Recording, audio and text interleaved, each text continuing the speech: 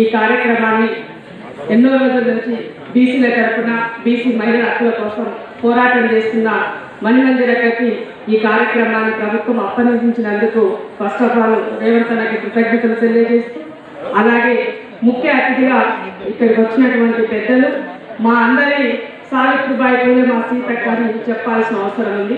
ఎందుకు ఈ మాట అంటుందంటే, ఆమె ఈ రోజు వరకు కూడా చదువుతూ చదివిస్తున్నటువంటి వ్యక్తి. ఎందుకు ఈ మాట అంటుందంటే, 3 రోజులు నిన్న కాక మొన్న ఫస్ట్ రోజు ముఖ్యమంత్రి గారిని కలిసినప్పుడు ఈ విషయం చాలా మందికి తెలవాల్సినటువంటి అవసరం ఉంది.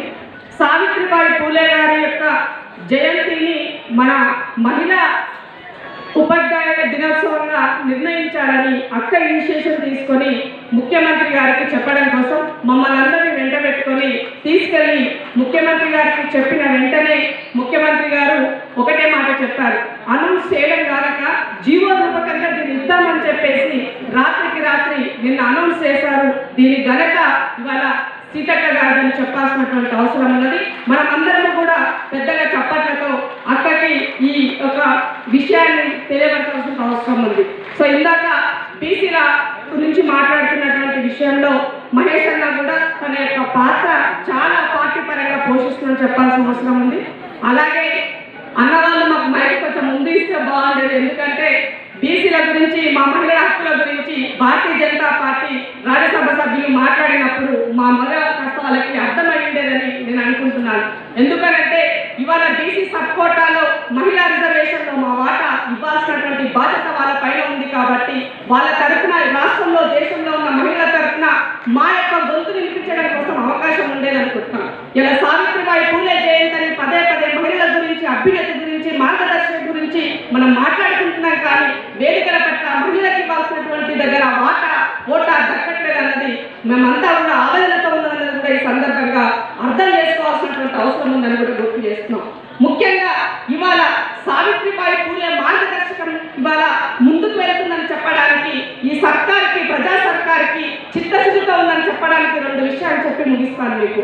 ఇవాళ పిల్లలకి ఇచ్చేటువంటి చదువులో క్వాలిటేటివ్ ఎడ్యుకేషన్ ఇవ్వాలి, క్వాలిటేటివ్ ఫుడ్ ఇవ్వాలి అన్నదానికి ఇవాళ కర్త కర్మ క్రియగా ఇవాళ ముఖ్యమంత్రి గారు తీసుకున్నటువంటి నిర్ణయాలే వాటికి మనం శుభసూచకంగా చెప్పాల్సిన అవసరం ఉంది. 2వ విషయం, బీసీ రిజర్వేషన్లకి సంబంధించి కన్నీ విని ఎరగని దేశంలో ఎవరూ కూడా సాహసం చేయనటువంటి విషయాన్ని కాంగ్రెస్ పార్టీ నిర్ణయం తీసుకొని ఇవాళ ఆ పని చేస్తున్నటువంటి దానికి ఇవాళ మహిళా ఉపాధ్యాయ దినోత్సవం చేస్తే బీజేపీ, బీఆర్ఎస్ ఇద్దరూ సపోర్ట్ చేసి స్వాగతం పలికారు, సంతోషం. అట్లానే ఈ రాష్ట్రంలో కులగరని కూడా అలాగే స్వాగతించి మన హక్కులను కాపాడడం కోసం పార్టీలకు అతీతంగా బీసీలు దానిని నిలబడి చేసుకోవాల్సిన బాధ్యత వాళ్ళ పైన ఉంది. కానీ బీసీ నాయకత్వానికి కూడా అసలు బీసీల గురించి ఉచ్చరించినటువంటి లిక్కరెక్కకు చేతులు పెట్టడం బాధాకరమైనటువంటి విషయం. బీసీ లీడర్షిప్ ను కూడా ఇవాళ హైజాక్ చేస్తుంటే మనం కళ్ళు మూసుకొని ఉండడం కూడా బాధాకర విషయం. ఆడ ఉన్నటువంటి మా అక్క తెలంగాణ ఉద్యమంలో పనిచేసింది తులా ఉమ్మక్క. ఆ ఉమ్మక్కకి ఇవాళ ఏం సత్కారం ఇచ్చాము, ఏం సన్మానం చేశాము, మనం ఏమి ఇవాళ చేకూర్చామని మనం అందరం కూడా ఉన్న వాళ్ళని పార్టీలకు అతీతంగా ఆత్మవిమర్శ చేసుకోవాల్సిన అవసరం ఉంది. ఏం బీసీ ఉద్యమం కోసం పనిచేయడం కోసం ఈ పార్టీలో మా ఉమ్మక్క వనికి రాలేదని నేను అడుగుతున్నాను. అది కూడా నువ్వే మాట్లాడాలా? మా గురించి ఎన్నడన్నా ఉచ్చరించినవా? మా ఆడబిడ్డలు చచ్చిపోతే మాట్లాడినవా? ఇవాళ ఎన్నడన్నా మాకు కావాల్సిన హక్కుల పట్ల మీరు ప్రొటెస్ట్ చేస్తే కూడా ఎందుకు ప్రొటెస్ట్ చేస్తున్నారని పలకరించినటువంటి నీవు కూడా మమ్మల్ని మాట్లాడేది. ఆ కార్యక్రమంలో మా సీతక్కను అవమానం చేసినటువంటి నీకు మాట్లాడే నైతిక హక్కు ఉందని ఈ సందర్భంగా అడుగుతున్నాను. ఇదే సీతక్క గురించి ఆ అక్క ప్రెస్ మీట్ పెడితే మనకెందుకు కష్టమని అభినందనగా మాట్లాడినావు కదా, నీకు నైతిక హక్కు ఉందా? ఆమె గురించి ఉచ్చరించే నైతిక హక్కు ఉందా అని అడుగుతున్నాను. అయ్య పేరు చెప్పుకొని రాజకీయం చేయాలి, అయ్య పేరు చెప్పుకొని దోచుకోవాలి, అయ్య పేరు చెప్పుకొని కోట్లు సంపాదించాలి, అయ్య పేరు చెప్పుకొని రాజకీయాలు చేయాలని ఆమె గుర్తుపెట్టుకోవాల్సినటువంటి అవసరం ఉన్నది.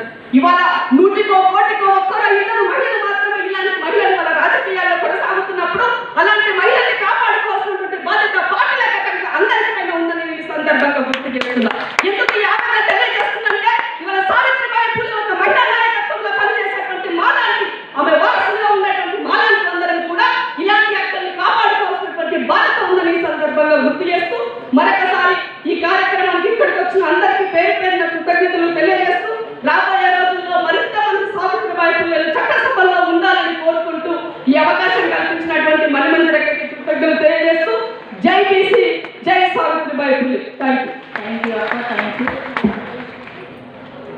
మాట్లాడిపియాలి